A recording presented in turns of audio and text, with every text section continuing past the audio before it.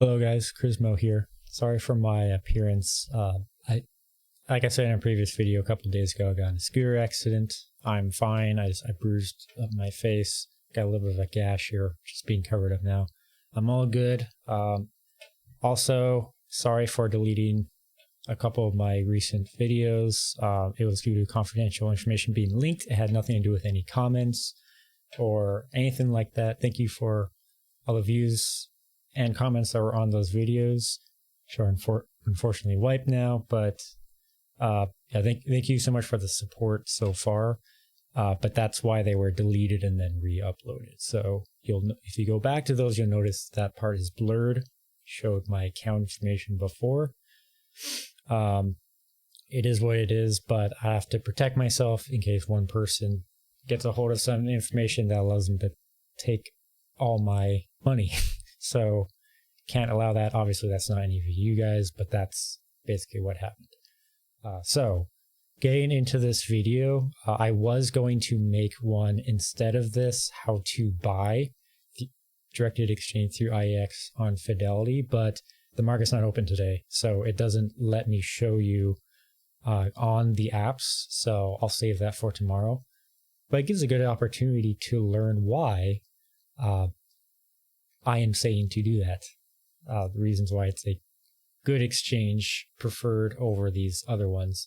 So to get to that, I want to go through what the exchange is, the other options over there, and why I think IEX is a superior option. So let's start with what the U.S. exchange is. It's a marketplace, which, by the way, I'm going to be linking all these in the description of my video, so you can fact check me. Feel free. I'm providing all the information to you publicly, including any videos I reference. So it's a marketplace where U.S. financial securities, commodities, and derivatives are publicly traded. They used to meet on a physical floor, like you would see in the moving trading spaces. That there used to be a lot of that, but now about 80% of it has, of course, gone over to being handled electronically. Any companies that wish to be publicly listed, they require regular financial reports, audited earnings, and minimum capital requirements to be listed on major exchanges. We know about IPOs and the process of going public, so I'll skip that. So this main one, which will keep coming up today, is the New York Stock Exchange, which is the OG market. So very old school, founded in 1790. They eventually merged in 2007 with Euronext to become New York Stock Exchange Euronext. You'll notice a lot of these other companies showing up under the name New York Stock Exchange. So Archipelago, which is short, Arca is for short.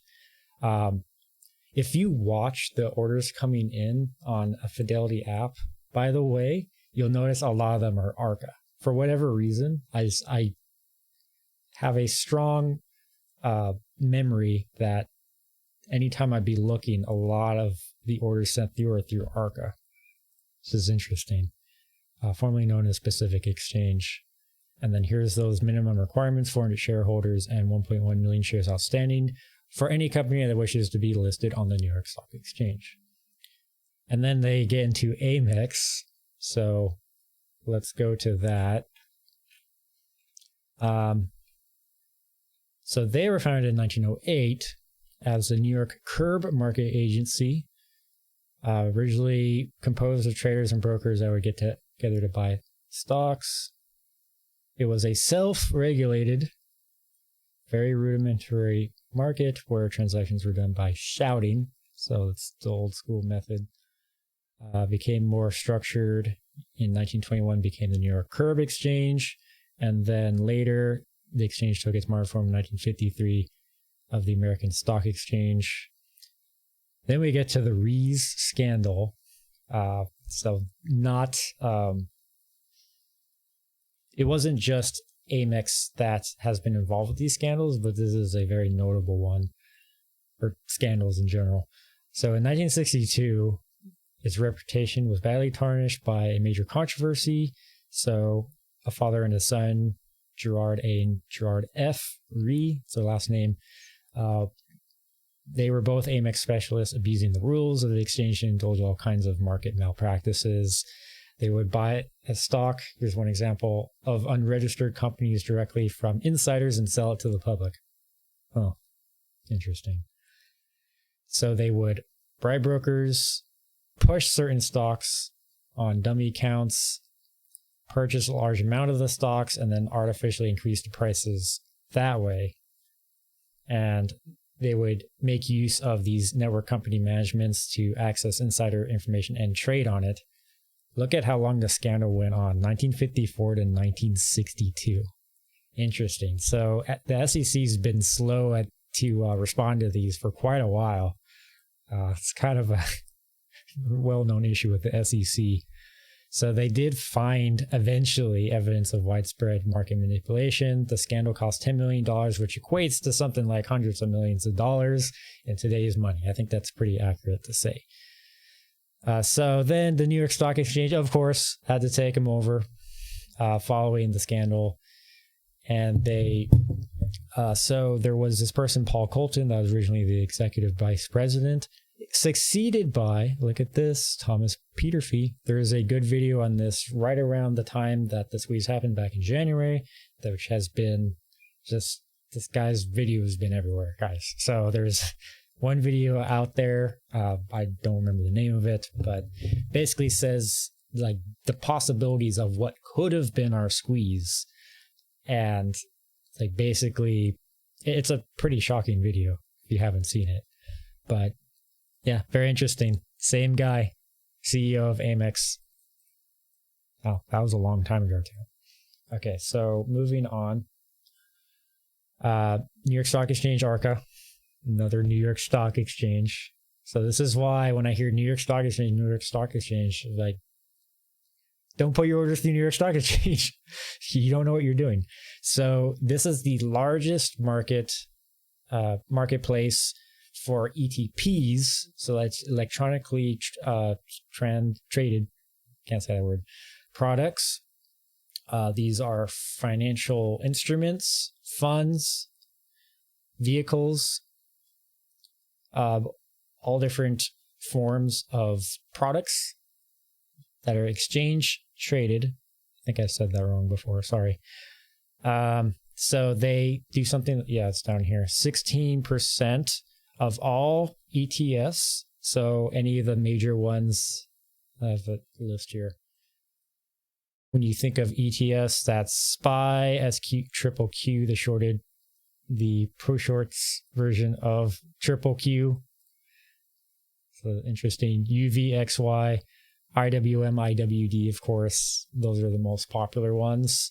And of course, I have all the other like different market options you have out there, marketplace options. So New York Stock Exchange, Arca, that's the largest one where all of these ETFs orders are being done. Probably primarily done by large institutions. So it says all that down there. They claimed 2,890 individual ETFs were listed with 7.14 trillion, large number, in total assets under management. Okay. Here's just a few more markets. BZX, BYX, EDGX, EDGA, Equities, all listed under Chicago Board of Equities.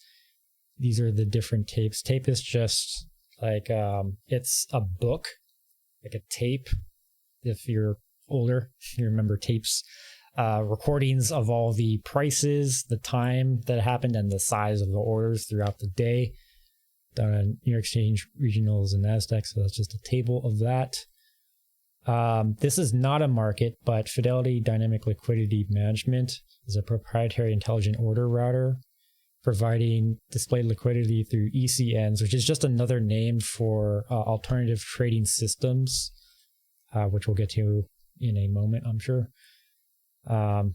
This sounds good, but then you read on.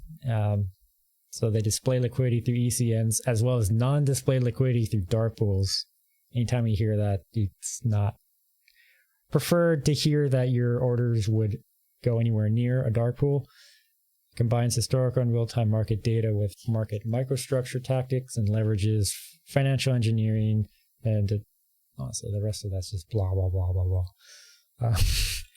So here's another one, BATS, and I have a video on this. They're another exchange. There's a lot of these. What's interesting is that they had an IPO a while back, which is this video, which I'll just get to here, since I'm noticing how long this video is going. Is they had an IPO to go, like, as a public company does. Every public company does this if they want to have like shares, like raising the valuation of their company. They actually did this on their exchange, and oh my God, just take a listen to this. This is crazy. There are no BATS in Wall Street's Belfry today. In case you haven't heard by now, BATS, a global exchange that competes with the much larger New York Stock Exchange and NASDAQ, tried and failed miserably. They're all competing with each other. IPO on Friday. The company started trading very briefly and then had to halt trading, eventually just having to cancel then the trades and then pull the IPO altogether. A huge computer snafu wound up creating havoc for several stocks that began with tickers starting with the letter A and going up to the end of the B part of the alphabet. So the most high-profile snafu, other than BATS, was Apple, which had a kind of mini flash crash. Stock plunged for a very short period of time before there was a circuit breaker, and then it corrected the wrong trades.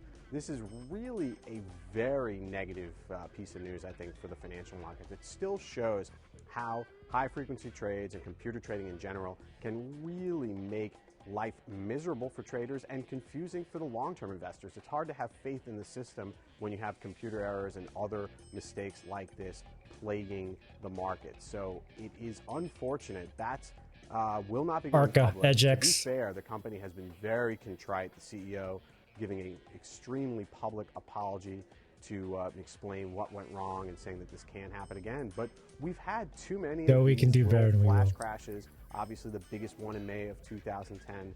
Something has to be done to make sure that this can't continue happening. It really is unfortunate.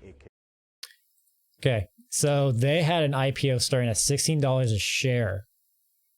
By the end of that trading session, they were at 4 cents. What else have you heard of recently that's done this? Maybe Luna comes to mind. That's crazy. Of course, we can't have a video on AMC without talking about payment for order flow. Investopedia, guys, it's underrated, quite frankly. So our good friend payment for order flow, PFOF, is a compensation, usually fractions of a penny per share, that a brokerage firm receives for directing orders for trade execution to a particular market maker. Now, I'm not going to go farther into this, but I'll link, as I'm going to link all these down in the description below. The problem with John Stewart, the problem with the stock market is like one of the best videos I've seen. He summarizes perfectly everything you need to know about how that system works, and payment for order flow is one of those topics. Now we get to IEX at last. It was quite a build-up. So let me go back to here. So they're an exchange that is registered U.S. stock exchange, facilitating the trades of U.S. equities. They were founded in 2012 as a sole direct response to the high-frequency trading going on in all the other markets that are primarily owned by New York Stock Exchange. And they are focused to provide superior execution quality being the keyword, for broker dealers and investors alike through innovative technology and design. What is that technology? Let's talk about the speed bump. So the speed bump is IEX's fundamental innovation. They should own patents to this, which I'm sure they do, as they were the first exchange to implement a speed bump. So essentially a speed bump, the same way you would think about it when you're driving a vehicle. So that you have these other exchanges. So the exchange itself has to apply the speed bump. So then like everyone approaches the speed bump at the same pace, because you don't want to be driving at a normal speed and then like rocketeer off of that speed bump like you're doing a stunt out of a movie. You don't want to do that. So that's the whole purpose of how a speed bump works. It imposes a 350 microsecond delay on all orders and other messages entering the exchange. It's to give the exchange time to gather the most up-to-date pricing information, which is not delayed from the broader market, so trades aren't executed based on stale information. I love this signal they have so much and how they refer to it. It's known as the crumbling quote indicator, CQI. It's a mathematical formula that powers some of IEX exchanges' signal order limits. It goes into what pegs are. That's I could do a separate video on that, I guess. It's a whole other discussion. But basically you can learn more on any of these. I'm gonna click on this one and play a little bit so we get a better idea of what this is. As a referee in the market, you should be faster than your fastest participant. How can you ensure you do that? You have them go through a speed bump. So while we're responsible for pricing our clients' orders, we want the best picture of what the market is. When a price changes on another stock exchange, we need to be able to capture that price change very, very quickly. And we don't want to be in an arms race with the fastest traders in the market. So we see a price change, even if we're slightly slower than the fastest market participant, they going through the speed bump ensures that we know and we digest the price before they arrive at IEX. It is common knowledge that the fastest participants in this market have a view of prices that is Great faster video than this the guy was in exchanges. recently. I don't think any exchange can claim to provide fair prices if they don't have a speed bump. The speed bump is for the exchange to ensure that they can do the role that they've been tasked with in this marketplace, which is essentially the referee. Think about the fact that if a referee in the game can't keep up with the play, you know, how good of a referee is that? So all of the other stock exchanges sell something called co-location. Sounds like a technical word, but what that means is they allow their clients to co-locate their equipment in the same building as the exchange. And why would you do that? The closer you are to the signal, the faster you get the signal, the faster you can react to the signal and have an advantage when trading somewhere else. The last thing we wanted to do at IEX was enable that practice. So we created the anti-co-location model. We kept everybody 38 miles away from our matching engine, and the reason why we did that is then we can ensure that we as a venue, we as the referee in this, can price our clients' orders appropriately, know that the price that we're trading is the fair price. The speed bump actually mechanically is just 61 kilometers of fiber optic cable coiled in a box. And the reason why we coil the cable in a box is to actually slow the signals down as they enter IEX. We slow everybody down, but we slow everybody down through our speed bump, which is only 350 microseconds. That's 350 millionths of a second, 1/1000 the blink of an eye. It's a tiny, tiny amount of time, but it's a critical amount of time if you're running a strategy whose sole determinant is based on speed and not the fundamentals of the stock they're trading in. So back in 2012, I remember Ronan and I in a meeting with one of our early investors, and they said to us, why not give all investors one place to go? Because ultimately investors want to trade with other investors. They don't want to trade with middlemen. They don't want to buy from a seller who's going to turn around and start buying 1 millisecond later. And so as we sat back and thought about it, how do you create a place where investors want to go? And I think from our perspective, creating that safe environment lets buyers and sellers come together without moving the stock, which keeps them coming back, which ends up driving more and more natural participation on IEX. It definitely sounds like a step in the right direction, right? Creating a fair market. Yeah, maybe one step at a time. So that was Ronan, Ryan, and Brad Katsuyama. So there's a video on this guy where he was on the news recently. I'll be providing that link as well. And of course, there's always a downside to this. So what could that possibly be? Well, if you click on this, so there's these retail trading advisory committee members, which are responsible for informing IEX of any changes that come up in policies and priorities, and evaluate potential proposed regulatory changes to the retail investing community. A few familiar names show up, such as these, and then, oh no, Robinhood Securities, which of course their main market maker is Citadel Securities, which we all know so much about. So it's definitely not a perfect market, but you gotta remember, guys, with the other option being New York Stock Exchange owning all those other companies, where do you think your orders are being routed? There was one spot in one of the articles that I read where I think it was on the Fidelity page, where let's say you have a block of 100 shares in an order. It says if, I forget the term for this is, but they find the best market price for the first 20. If they can't get that using their method, they'll route the other 80 to another market, and you're not going to know where that is. So if you don't know the difference and you're routing everything through auto, that's exactly what's happening. And there was Fidelity released how other markets end up being routed, and it's not good statistics. So more people should at least be trying to route their orders through IEX. So that's pretty much what I got for this video, guys. Please route your orders through IEX. Do not do New York Stock Exchange. And I'll catch you guys in the next video. Thank you for watching.